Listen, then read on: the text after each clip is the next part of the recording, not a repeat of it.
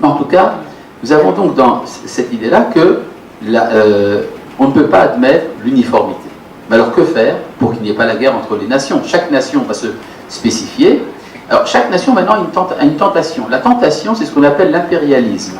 L'impérialisme peut être culturel ou politique. C'est-à-dire que chaque identité humaine va essayer de s'emparer des autres identités. Un exemple de cela, il y a aujourd'hui ce qu'on appelle... Non, je vous rappelle quelque chose qui s'est passé au XXe siècle. C'était il n'y a pas trop longtemps.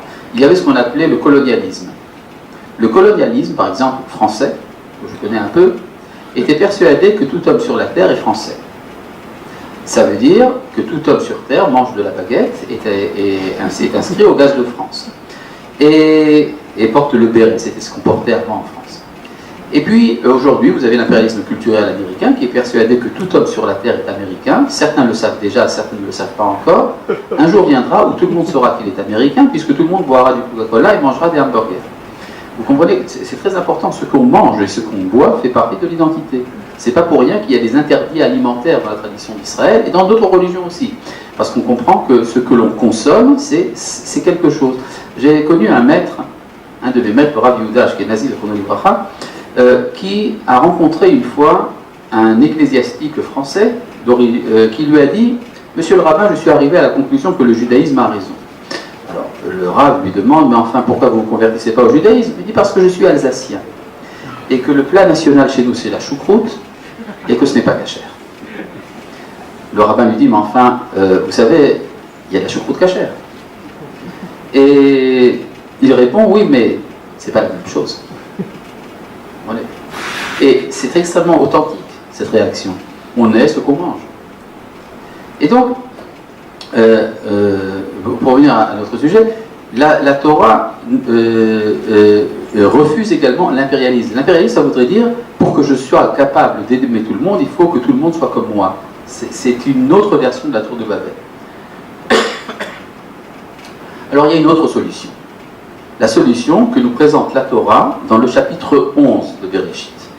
C'est l'apparition d'une nouvelle identité supplémentaire, l'apparition du peuple d'Israël, qui justement n'est pas impérialiste, comme a si bien dit M. Moramin.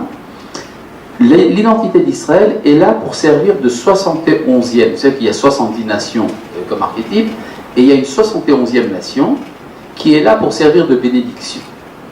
Mais alors là, on va tomber dans le paradoxal. Je reprends ici au chapitre 12 maintenant de Bereshit. Vous voyez que je vais très vite. Si on continue comme ça, on n'arrivera probablement à la fin de la Torah avant la fin de la journée. Dans le chapitre 12, au verset 2, quand Dieu s'adresse à Abraham, il lui dit « Il faut que tu quittes ton pays pour fonder une nouvelle nation. Ve'esra legoy gadol. » Mais on avait dit que les nations, ce n'était pas une bonne chose, qu'il fallait être des familles. Et pourtant, Dieu demande à Abraham de fonder une nation. Encore une identité nationale, encore des guerres. Vous comprenez le problème? Mais ce que dit la Torah, c'est que c'est une nation qui va servir à autre chose que ce à quoi servent les nations jusqu'à présent. Chaque nation est une forme étendue, si vous voulez, de l'égoïsme. C'est-à-dire, au lieu de me limiter à ma personne, je vais me limiter à mon identité nationale. Mais ça sera toujours, en fait, une sorte de, si vous voulez, d'égoïsme élargi. Mais ce que dit la Torah, c'est une nation qui va servir aux autres nations à redevenir des familles. Regardez ce que dit la Torah. Venivrechu becha, et par toi seront bénis, kol mishpechot ha'adama, toutes les familles de la terre. C'est-à-dire, s'il y a un rôle important dans l'humanité au peuple d'Israël, c'est de servir aux autres nations de foyer central qui va permettre aux nations de redevenir des familles. Et donc, vous pouvez comprendre à partir de cela la prophétie du prophète Zacharie dans le chapitre 14. Vous connaissez Zacharie dans le chapitre 14. C'est très simple. Il nous parle là-bas du dernier conflit entre les nations et Israël à la fin de l'histoire, ce qu'on appelle traditionnellement la guerre de Gog et Magog. Et ce que nous dit là-bas le prophète, c'est que viendra un jour où ce qui restera des goyim deviendra des familles. Et il nous décrit la fête de Sukkot à Jérusalem, lorsque de toutes les familles de la terre, Mikol Mishperot Adama, on viendra se prosterner dans le temple de Jérusalem.